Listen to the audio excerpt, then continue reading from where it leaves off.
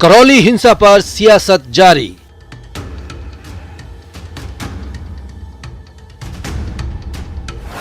BJP ने राज्यपाल को सौंपा ज्ञापन। सतीश पूनिया ने कहा, तुष्टीकरण का नकाब उजागर हुआ। करौली की घटना से तुष्टीकरण का जो नकाब उजागर हुआ है कांग्रेस पार्टी का, ये अक्सर पहले भी होता रहा है।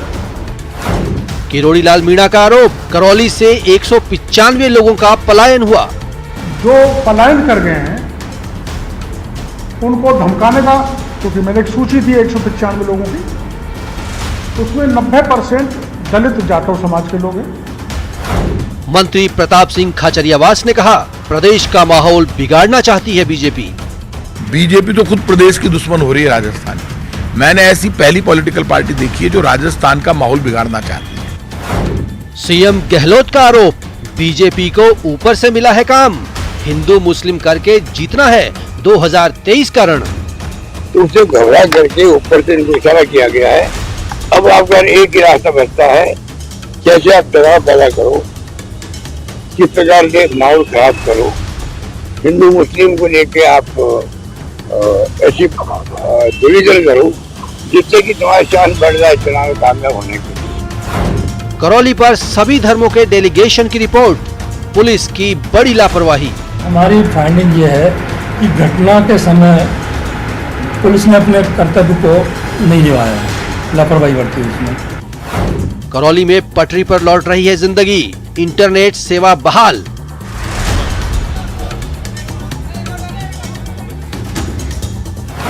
करौली का खलनायक कौन?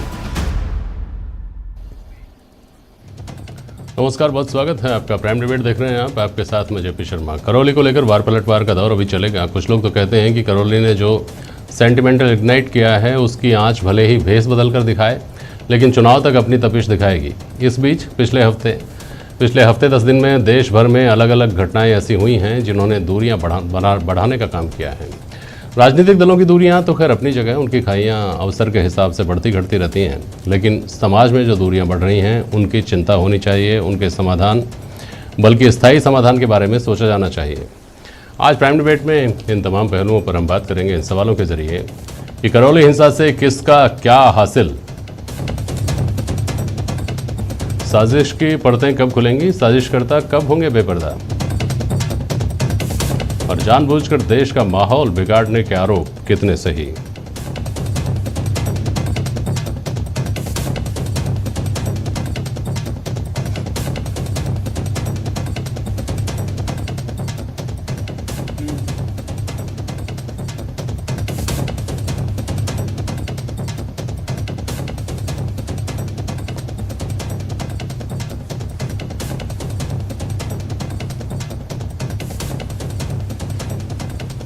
भाजपा प्रवक्ता राखी राठौड़ हमारे साथ हैं, एसपी मित्तल साहब हमारे साथ जुड़े हुए हैं, और हारून रशीद साहब हैं, आप मीडिया सचिव हैं जमात इस्लामी हिंद के। कांग्रेस के मेहमान हमारे साथ कुछ देर में जुड़ेंगे। बहुत स्वागत है आप सभी का। राखी राठौड़ मैडम, आपको तुष्टीकरण दिखाई देता है, सरकार इसको सिरे से खारिज करती है, तथ्यों के साथ अगर बता पाए तो बताइए कैसे आपको करौली मामले में तुष्टीकरण नजर आता है? बिल्कुल सही बात कही आपने जेपी शर्मा जी कि तुष्टीकरण की राजनीति लगातार कांग्रेस करती आई है। सबसे जो स्पष्ट उदाहरण है, आपने देखा पिछले दिनों डिस्कॉम की तरफ से एक आदेश निकला जोधपुर के अंदर कि सिर्फ मुस्लिम एरिया के अंदर रमजान के महीने के अंदर बिजली आपूर्ति पूरी की जाए। जब यहाँ के विधायक उन्होंने ये डिमांड करी, मैं पूछना चाहती हूँ कि संवैधानिक पद पर जब आप शपथ लेते हैं तो ये शपथ ली जाती है कि हम लोग बिना किसी भेदभाव के हर एक को एक इक्वल अपॉर्चुनिटी देते हुए काम करेंगे, लेकिन वो ऐसा नहीं हो रहा। रामनवमी पर मुख्यमंत्री जी ने इंस्टाग्राम पे एक फोटो शेयर की। इस फोटो के अंदर उन्होंने दिखाया कि किस तरह से मुस्लिम्स जो हैं वो यात्रा के ऊपर फूल बरसा रहे हैं। मैं पूछना चाहती हूँ, आप हमारे राजस्थान प्रदेश के मुखिया हैं, तो आप वो तस्वीर भी तो दिखाइए करौली की जब पत्थर फेंके गए। ये भी तो बताइए कि जब पुलिस की एफआईआर के अंदर साफ साफ लिखा था कि शांतिपूर्वक जा रही थी रैली, जिसके अंदर जो नारे दिए गए वो जय श्री राम के, वंदे मातरम के, भारत माता की जय के, ऐसे नारों के साथ में ये पुलिस की रिपोर्ट बता रही है, जो कि एसएचओ ने खुद ने एफआईआर दर्ज की है कि शांतिपूर्वक वो रैली जा रही थी और उसके ऊपर पत्थर का पत्थर बरसाए के। देखिए क्या है, मैं ये कहना चाह रही हूं कि मुखिया हैं तो मुखिया को दोनों एस्पेक्ट बताने चाहिए, सच को सच बोलना चाहिए। जैसे अभी आप समाधान की बात कर रहे थे, समाधान तभी होगा जब हम सही बात को सही बोलने का हिम्मत दिखा पाएंगे। सीएम साहब क्या है, बातें बहुत सारी करेंगे, ट्विटर पे, इंस्टाग्राम पे कई चीजें, अभी कह रहे थे एफआईआर दर्ज करना हमने कंपलसरी कर दिया। मैं पूछना चाहती हूं कि 3 तरीकों के अलावा कोई और तरीका आपने अनाउंस किया है क्या? कोई अनाउंस नहीं किया। वो पहले भी कोर्ट में, थानों में और एसपी ऑफिस में होती थी, अभी भी वैसी होती आ रही, लेकिन उन्होंने डे फर्स्ट को, गृह मंत्री ने हमारे राजस्थान के डे फर्स्ट को अपराधियों को क्लीन चिट दे दी, ये कह के कि आपत्तिजनक उत्तेजक नारे लगाए गए थे। मैं पूछ रही हूं, भारत माता की जय, जय श्री राम, वंदे मातरम में कौन सी उत्तेजना है? मैं पूछना चाहती हूं। आप देखिए, एक ही तरह से आप उनको हमेशा फेस सेव कर रहे हैं। यहां तो दिखा रहे हैं फूल बरसा रहे हैं और वहां कह रहे हैं कि उत्तेजक नारे थे, लेकिन ये चीज चलेगी नहीं सर। जनता समझ रही है इन चीजों को। आप हमेशा कांग्रेस के प्रवक्ता चूंकि नहीं है हमारे साथ जी, लेकिन कांग्रेस जब आप ये कहते हैं कि साहब आपने रमजान के महीने में बिजली नहीं काटने को लेकर आदेश जारी किए, तो वो निकाल के, आपको ध्यान होगा ऊर्जा मंत्री ने ट्वीट किए बहुत सारे पुराने आदेश, जीण माता के मेले का, नवरात्र का, कहीं दूसरे मेले का, किसी दूसरे धार्मिक आयोजन का, दीपावली का, जिन सब भी पर भी बिजली की निर्बाध आपूर्ति के आदेश दिए जाते हैं। तो फिर अगर रमजान में इस तरह के आदेश दे दिए गए तो कैसे गलत है? देखिए, आप रमजान के महीने के साथ ही हमारे नवरात्रों का भी त्योहार था, चेटी चंद का भी त्योहार था। क्यों ना ऐसा होता कि एक सद्भाव और इक्वल लोगों को मानते हुए सभी त्योहारों का आप रखते, या फिर कोई पर्टिकुलर अपन नाम देकर के हम लोग जनरल एक बात करते कि क्योंकि त्योहार है, सभी के त्योहार हैं, तो बिजली जो है वो आपूर्ति पूरी की जाए। इस तरह का आदेश होता तो कोई प्रॉब्लम नहीं होती, लेकिन आप एक समुदाय विशेष को हमेशा प्रोटेक्ट करते हैं, आप हमेशा उनकी तरफ बात करते हैं। आप देखिए ना, जो करौली का स्टेटमेंट आया और ये रामनवमी का जो इंस्टाग्राम पे उन्होंने फोटो शेयर की, दोनों चीज ये क्या शो कर रही है कि इस समुदाय ने तो कुछ भी नहीं किया है। और मैं 100% कह सकती हूं ये तस्वीर उस जगह की है जहां पे मुस्लिम समुदाय बहुत कम मात्रा में होगा, क्योंकि जहां पर वो ज्यादा है वहां दंगे 100% होंगे ही होंगे। आप पुराना रिकॉर्ड देख लो, चाहे मालपुरा का देख लो, चाहे छबड़ा का देख लो, चाहे बारा का देख लो, रामगंज का देख लो, तो हर जगह हम ये देख रहे हैं कि जहां पे ये ज्यादा है वहां पर दंगे होंगे। और 100% ये फोटो वहां की है जहां पर कि ये बहुत कम संख्या के अंदर होंगे। मैं सवाल करता हूं आपसे, लेकिन कुछ बोलना चाहेंगे हारून रशीद साहब, बोलिए। हारून रशीद साहब, आप कुछ बोलना चाह रहे हैं? देखिए, इन्होंने जो आरोप लगाए हैं, हाँ। एक आरोप जो तुष्टीकरण का, हाँ। ये बरसों से हम सुनते आए हैं कि मुसलमानों का तुष्टीकरण हो रहा है, हाँ। लेकिन हम सब जानते हैं कि सच्चार आयोग की जो रिपोर्ट आई थी और उसके अंदर ये बताया गया था कि मुसलमानों की जो स्थिति है वो तो दलितों से भी बदतर है। अच्छा। अगर तुष्टीकरण होता तो फिर ये स्थिति क्यों है? आज मुसलमान की स्थिति है, नौकरियों के अंदर उनका कोई प्रतिनिधि नहीं है, मजदूरी करते हैं वो लोग, और फिर भी उसके बाद भी कहते हैं कि तुष्टीकरण की नीति है। हम सब जानते हैं कि किस तरीके से जो है उनको फंसाया जाता है, झूठे मुकदमों के अंदर उनको फंसा दिया जाता है और इल्ज़ाम लगाया जाता है उनके ऊपर। जैसा कि इन्होंने अभी कहा कि जो मुस्लिम बाहुल्य इलाके हैं वहाँ पर जो दंगे होते हैं, ये दंगे मुसलमान क्यों करेंगे? क्यों अपना कारोबार खराब करेंगे? अगर उनको दंगा करना होगा, अगर मारना होगा तो दूसरे इलाके में जा करेंगे ना, लेकिन ऐसा नहीं करते हैं वो, क्योंकि वो शांति चाहते हैं। वहां पर आकर के असामाजिक तत्व जब वहां पर आते हैं, मुस्लिम इलाकों के अंदर आते हैं और वहां पर वो जब भड़काऊ नारे लगाते हैं, उत्तेजक नारे लगाते हैं, करौली के अंदर जिस तरीके से नारे लगाए गए हैं, जैसा कि इन्होंने कहा कि जय श्री राम के नारे लगाए गए, जय श्री राम का नारा कोई भड़काऊ नारा नहीं है, लेकिन इन्होंने उन नारों को छुपा लिया, नहीं बताया जो वहां पर लगाए गए। वो इतने उत्तेजक नारे थे, सांप्रदायिक सद्भाव बिगाड़ने वाले नारे थे, जिनका यहाँ पर मैं दोहराना भी उचित नहीं समझता हूँ। इतने खतरनाक नारे थे। पुलिस ने FIR एक तरफा लिखी है। अच्छा, पुलिस ने FIR एक तरफा लिखी है। हमारा प्रतिनिधि कांग्रेस के हमारे साथी नहीं है हमारे पास, नहीं तो उनसे सवाल करते कि भाई आप एक तरफा आरोप, एक तरफा FIR लिखने के आरोप भी चल रहे हैं, तुष्टीकरण के आरोप भी चल रहे हैं, सरकार पर दोनों ही तरफ के आरोप। हाँ, तो यही लेकिन मैं 1 मिनट आपसे बात करूँ। आपने तुष्टीकरण, आपने शुरू में कहा कि साहब मुसलमानों को के तुष्टीकरण की कोई कोशिश नहीं की गई, सच्चर कमेटी की रिपोर्ट वगैरह, इसके लिए कौन सा साहब क्या करे, सरकार क्या करे, मुझे समझाइए। कोई भी सरकार, कांग्रेस की सरकार, बीजेपी की सरकार, तो ये कहते हैं कि देश के अंदर जितनी, क्या करे सरकार? हाँ, मैं बता रहा हूँ ना आपको, देश के अंदर देखिए, हमारा देश विभिन्न धर्मों के लोग यहाँ पर रहते हैं हमारे देश के अंदर, बिल्कुल सबको समान अवसर मिलना चाहिए, जो नहीं मिलता है मुसलमानों के ऊपर। कैसे नहीं मिलता है, क्या हो जाता है? मैं यही तो बता रहा हूँ ना आपको कि तुष्टीकरण का आरोप लगाया जाता है, तो मुसलमानों का तुष्टीकरण होना है। अरे भाई साहब, आप तो अवसरों की बात करिए। मुझे आप अल्पसंख्यक समुदाय का आपको आप रिप्रेजेंट कर रहे हैं। मैं वैसे बहस को दूसरी दिशा में लेकर जाना चाहता था, मैं स्थायी समाधान की जो बात थी ना उस पर फोकस करना चाहता, लेकिन आपने बात यहाँ से छेड़ी, तो पहले इस पर बात कर लेते हैं। मुझे बताइए, इस देश में जितने मुसलमान हैं उतने जैन हैं क्या? उतने सिख हैं क्या? वो क्यों पढ़े लिखे हैं? वो ऊंचे ओहदों पर क्यों बैठे हुए हैं? वो अच्छी यही तो नौकरियां कहना क्यों चाह कर रहा रहे हैं? हूं अच्छे कि बिजनेस क्यों कर रहे लेकिन मैं हैं? यही क्योंकि उन्होंने शिक्षा का महत्व समझा है। आपने शिक्षा से पहले हमेशा अपने मन में एक आशंका पाली है सुरक्षा को लेकर, और उसी पर आपका फोकस रहता है। ये आरोप कैसे गलत है, मुझे समझाइए। नहीं, ये आरोप बिल्कुल सही है। हाँ, सबसे पहले तो मैं बता दूं कि मैं यहाँ पे अल्पसंख्यकों का कोई प्रतिनिधित्व नहीं कर रहा हूँ। मैं यहाँ पर जिस चीज के लिए बैठा हूँ वो बात ये है कि सच्चाई सामने आनी चाहिए। सच्चाई ये है इस देश के अंदर कि अल्पसंख्यक, सारे अल्पसंख्यक नहीं बल्कि सिर्फ खास तौर से मुसलमानों को टारगेट बनाया जाता है। अभी तक हम जितनी भी रिपोर्ट्स देखेंगे, अगर पुरानी जैसे इन्होंने हवाले दिए, आप देख लीजिए उनके अंदर नुकसान किसका हुआ है अभी तक। क्या मुसलमान मतलब इतनी तो अकल कम से कम रखते हैं ना कि वो अपना नुकसान क्यों करवाएंगे? जब वो देख रहे हैं कि FIR उनके ऊपर दर्ज होती है, गिरफ्तारियां मुसलमानों की होती है, तो फिर वो क्यों दंगे करेंगे आगे बढ़ करके? अच्छा, उनको फंसाया जाता है। मित्तल साहब, आपकी टिप्पणी लेना चाहूँगा मैं। जरा इनकी जो उलझन है अपने हारून रशीद साहब की, इस पर तो कोई टिप्पणी तो दीजिए आप मित्तल साहब, कि मुसलमान तो भाई देखिए उन्हीं के धंधे खराब होते हैं, उन्हीं के खिलाफ FIR होती है, वही बदनाम होते हैं, तो वो फिर क्यों दंगे करेंगे? वो तो फूल बरसाएंगे जैसे बरसा रहे हैं। मित्तल साहब। जेपी जी, हारून रशीद साहब ने जो बात कही है वो ये कि मतलब कहाँ ऐसा होता है कि भाई जो अल्पसंख्यक वर्ग है उसको पढ़ने का अवसर नहीं मिलता है, या किसी सरकारी स्कूल में उसको प्रवेश नहीं मिलता, या वो उच्च शिक्षा ग्रहण नहीं कर सकता, ऐसा कहाँ होता है? मुझे लगता है कि समान अवसर है सबके लिए, सबके समान है। जिस तरीके से आम लोगों को क्या नाम से सुविधा है, वैसे ही क्या नाम से मुझे लगता है कि अल्पसंख्यक वर्ग के लोगों को भी है। सरकार ने कई कल्याणकारी योजनाएं अल्पसंख्यक वर्ग के लिए अलग से जारी कर रखी है जो दूसरे समुदाय को नहीं मिलती है। मैं यहाँ इस मौके पे एक बहुत अच्छा उदाहरण देना चाहूंगा कि अजमेर में जो सूफी संत ख्वाजा साहब की दरगाह है, उसके उनके जो खादिम है उनका एक समूह बना हुआ है, उनकी एक रजिस्टर्ड संस्था अंजुमन की। आप ये देखिए कि जो खादिमों के परिवार के जितने भी बच्चे हैं वो जेपी जी पहली क्लास से लेके जहां तक पढ़ना चाहे, कॉलेज में पढ़ना चाहे, स्कूल में पढ़ना चाहे, विदेश में पढ़ना चाहे, उस सबका खर्चा वो अंजुमन उठाती है। यहाँ तक कि जो स्कूल की जो फीस है वो सामूहिक रूप से अंजुमन के द्वारा जमा कराई जाती है। तो ऐसा नहीं है कि क्या नाम से कोई कि इनको रोका जाता है, इनको पढ़ने से रोका जाता है। अब सवाल ये उठता है कि ये कितनी रुचि दिखाते हैं। यदि ये रुचि दिखाते हैं तो अच्छी बात है। और आप देखोगे कई अभी क्या नाम से IAS, IPS, RAS बहुत सी जगह पर अल्पसंख्यक वर्ग के लोग प्रतिनिधित्व कर रहे हैं, राजनीति में अल्पसंख्यक वर्ग के प्रतिनिधित्व कर रहे हैं। तो ऐसा तो नहीं कहा जा सकता कि साहब इनको कोई दबाया जा रहा है या इनके बारे में ध्यान दिया जा रहा है। जो औरों को अवसर मिले हुए हैं, जब तक शिक्षा पर धार्मिक शिक्षा भारी रहेगी तब तक हालात यही रहेंगे। क्या मैं गलत हूँ मित्तल साहब अगर एक लाइन में इसका संक्षेपण करता हूँ तो?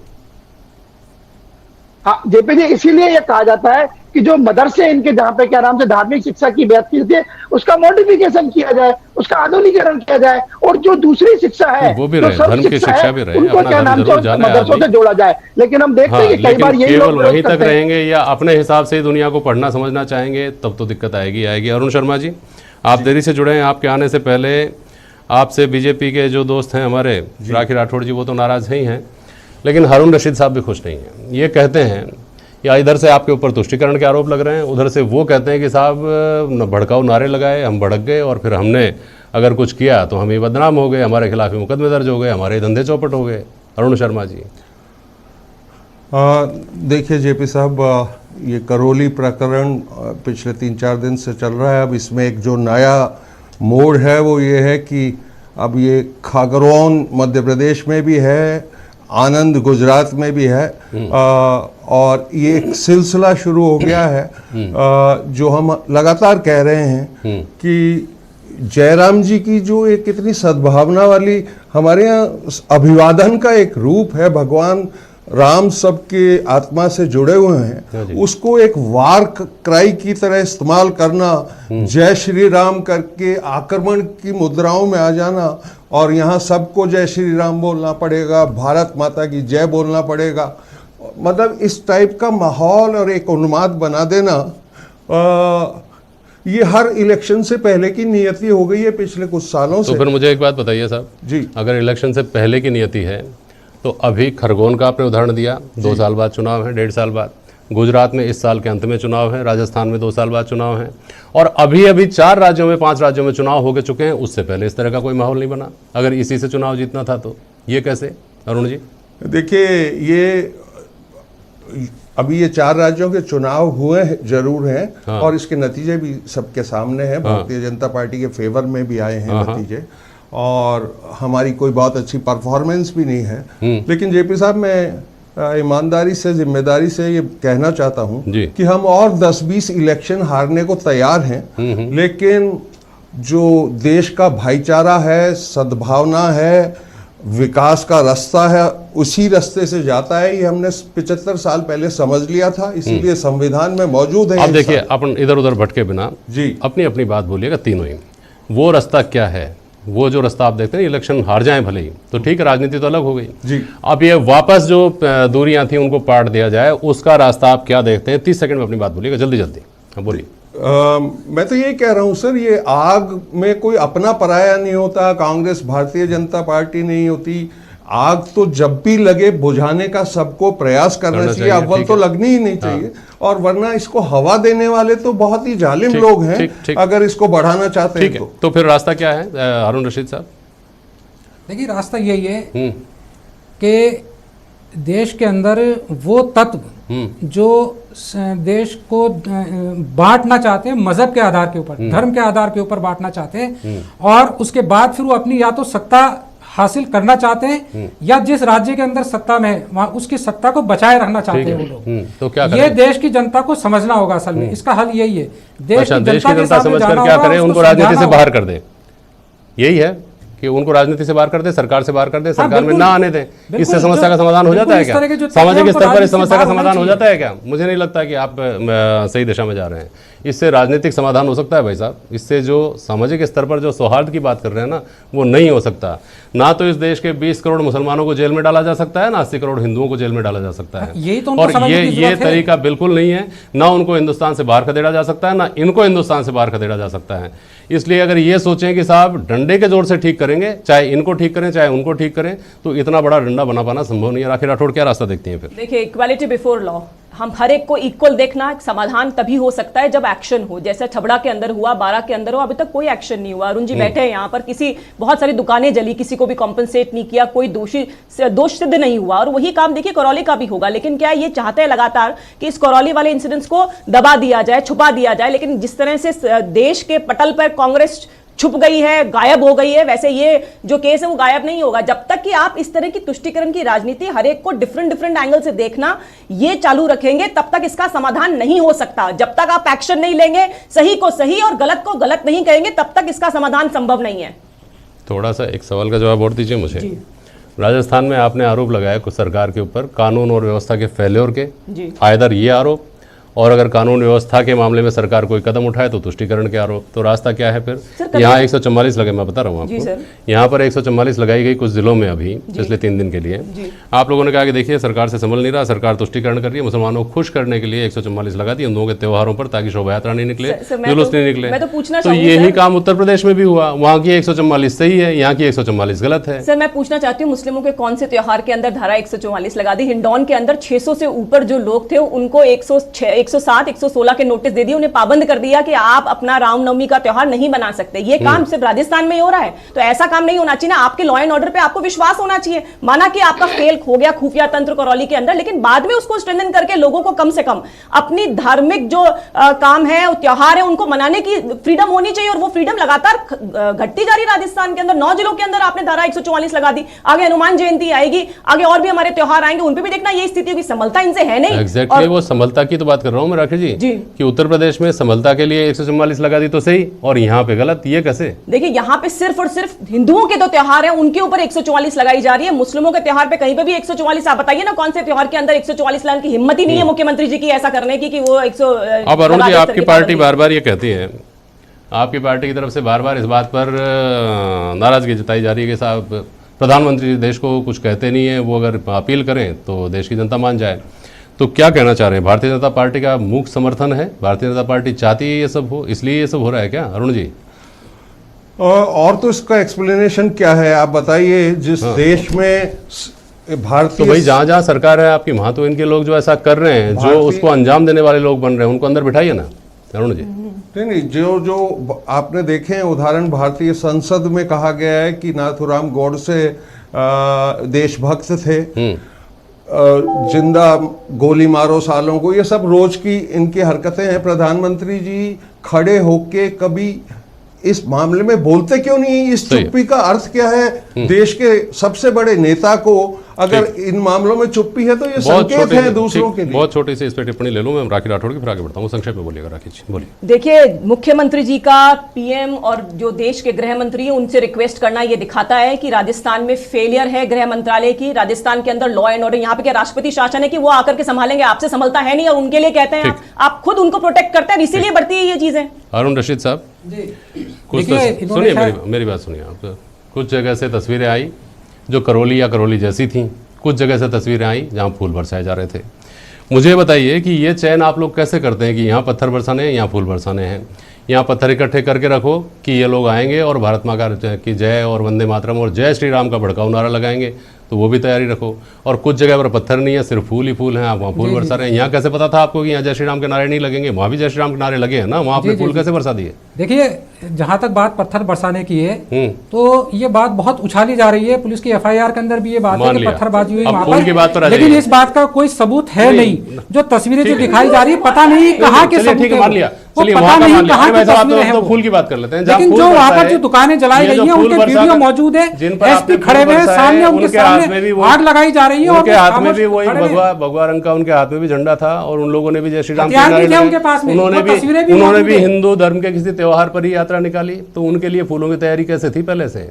तो फिर ये लोग जो आरोप लगाते हैं कि साहब ये केवल इमेज रिपेयर करने के लिए कुछ ऐसी फोटो खिंचवाकर राष्ट्रीय अंतर्राष्ट्रीय जगत में आपको भेजनी है ताकि ये लगे कि हिंदुस्तान का मुसलमान जो है वो तो अपनी तरफ से गंगा जमनी तहजीब चाहता है, लेकिन उसको मौका ही नहीं दिया जा रहा, दूसरी तरफ से भड़काया जा रहा है लगातार। कहा ना आपको, जो तस्वीर, आप जब तस्वीर की बात करते हैं, आपने कहा कि करौली जैसी तस्वीर है, वो करौली जैसी है, करौली की नहीं है वो तस्वीरें। पता नहीं कहाँ की लेकर आए वो छतों के ऊपर, कौन गया है देखने के लिए? अगर पत्थर बरसाए नहीं, मैं तो फेक वीडियोस की बात नहीं कर रहा, मैं तो खरगोन की बात कर रहा हूँ, गुजरात की बात कर रहा हूँ और बहुत सारी जगह पे ऐसा हुआ है उसकी भी बात कर रहा हूँ। और मस्जिद पर चढ़कर अगर भगवा लहराया जा रहा है तो मैं तो उसकी भी बात करूंगा, उसमें मुझे कोई गुरेज नहीं है बात करने में। अरुण जी कुछ बोलना चाह रहे थे आप? उसके बारे में तो हमारे साथी ने कह दिया कि जब मस्जिद के ऊपर जब भगवा लहराया जाता है और हमारे प्रधानमंत्री खामोश रहते हैं ऐसी घटनाओं के ऊपर। बोलिए। अभी वहां पर दिल्ली के अंदर जो हुआ उनका, देखिए राजनीतिक पार्टी आरोप लगाएं, लेकिन मैं तो प्रधानमंत्री जी पर या भारतीय जनता पार्टी पर या भाजपा सरकार पर तब आरोप लगाऊंगा जब बाकी सब पर बोलते हो, पत्थरों पर बोलते हो और फिर झंडा लगाने पर नहीं बोलें, तो समझ में आए बात। बोलिए अरुण जी। मैं ये कह रहा था सर, इस देश में बहुत सक्सेस स्टोरी हैं जो कि छोटी खबरें हैं, जैसे आप भी ये उद्धृत कर रहे हैं कि कई जगह मुसलमान भाई फूल वर्षा कर रहे हैं रामनवमी पर। मस्जिदें दी गई हैं कोरोना के टाइम में नमाज का काम छोड़ के कोविड अस्पतालों की तरह, उसका कोई जिक्र नहीं है। बंबई में 20 एग्जाम्पल हैं जहां एक मुस्लिम भाई ने करीब 200 लाशों का अंतिम संस्कार करने में मदद की जबकि उनके रिश्तेदार भी नहीं थे। ऐसी बहुत सारी सफल स्टोरी हैं, लेकिन वो बड़ी न्यूज़ नहीं है।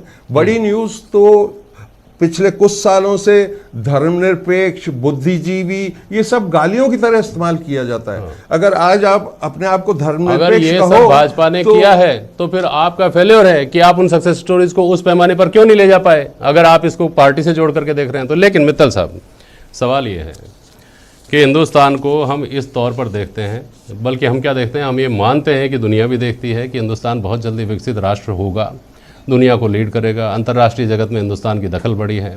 हमारे यहाँ साइंस, टेक्नोलॉजी को वैक्सीन बनाई हमने, ये सब किया, और स्पेस रिसर्च, मतलब जितनी चीज़ें जो बहुत प्रोग्रेस की तरफ ले जाती हैं मानवता को, केवल राष्ट्र को नहीं, उन चीज़ों पर हिंदुस्तान में काम हो रहा है। हम इस बात का संतोष व्यक्त करते हैं। दूसरी तरफ हम खरगोन, करौली, ये सारी घटनाएं हैं, ये दोनों साथ साथ चलने वाली चीज़ें हैं क्या मित्तल साहब? इनमें से एक सिरा तो छूटेगा अगर बहुत आगे रहेंगे तब। जेपी जी, आप बिल्कुल ठीक कह रहे हैं कि ये दोनों चीजें एक साथ नहीं चलती है। हम देखते हैं कि जब क्या नाम, जेपी जी मैं बोलूं? जी जी जी। हाँ, हम जब देखते हैं कि जब देश क्या नाम से जब बहुत चीजों के अंदर लगता है आगे है, और आज भी हमने देखा कि आज की जो घटना है वो ये है कि क्या नाम से हमारे जो विदेश मंत्री हैं, हमारे जो रक्षा मंत्री हैं, वो अमेरिका में गए हुए हैं, और जो प्रधानमंत्री हैं नरेंद्र मोदी, उन्होंने भी जो बाइडेन साहब से क्या नाम से कॉन्फ्रेंस से बात की है। और ये तब सारी हुई है जब क्या नाम से रूस और यूक्रेन का युद्ध चल रहा है। उस दौरान अमेरिका का जो रुख है वो ऐसा लगता है कि सकारात्मक भारत के प्रति है। तो ये सब चीजें, लेकिन इसके बाद में जब ये लगता है कि जगह जगह क्या नाम से सांप्रदायिक दंगे हो रहे हैं, विवाद हो रहे हैं। जेपी जी, मैं 1 मिनट आपका लूंगा कि ये जो मुख्यमंत्री जी ने जो फोटो पोस्ट से देखता हूं कि ये अच्छी बात है, लेकिन जब मुख्यमंत्री इस तरह का फोटो पोस्ट करते हैं तो मुझे लगता है कि इसके साथ साथ ही जो करौली के अंदर जो क्या नाम से छतों से जो पत्थर फेंके गए, हमने ये हारून रशीद साहब कह रहे हैं इसका ये करौली का वीडियो नहीं है, ये नई बात एक लेके आए, जबकि हमने देखा है कि सारे चैनलों पे सब जगह पे ये कहा है कि करौली के अंदर जिस तरीके से पुलिस मूक दर्शक बनी रही और जिस तरीके से दुकानों को क्षतिग्रस्त किया गया समुदाय विशेष के लिए, सारी चीजें सबूत है। पुलिस ने FIR में उन तत्वों के नाम नहीं लिखे, ये भी सारी चीजें हैं। तो ऐसी स्थिति के अंदर हमको दोनों पक्षों की यदि हम बात करते हैं तो अच्छी बात होगी, और जो लोग दंगा फसाद करते हैं उनके खिलाफ तो सख्त कार्रवाई होनी चाहिए, चाहे वो किसी भी धर्म के हों। ठीक जी, रशीद साहब बहुत संक्षेप में बोलिएगा, समय खत्म हो चुका है, बोलिए। देखिए, इन्होंने कहा कि मुख्यमंत्री जी ने एक फोटो ट्वीट किया है जिसके अंदर फूल बरसाए जा रहे हैं, तो उसमें गलत क्या है? कुछ भी गलत नहीं है। गलत काम कौन कह रहा है? गलत है? हम कह रहे हैं दोनों एस्पेक्ट भाई, आप समझ नहीं पाए हमारी बात। हम कह रहे हैं दोनों एस्पेक्ट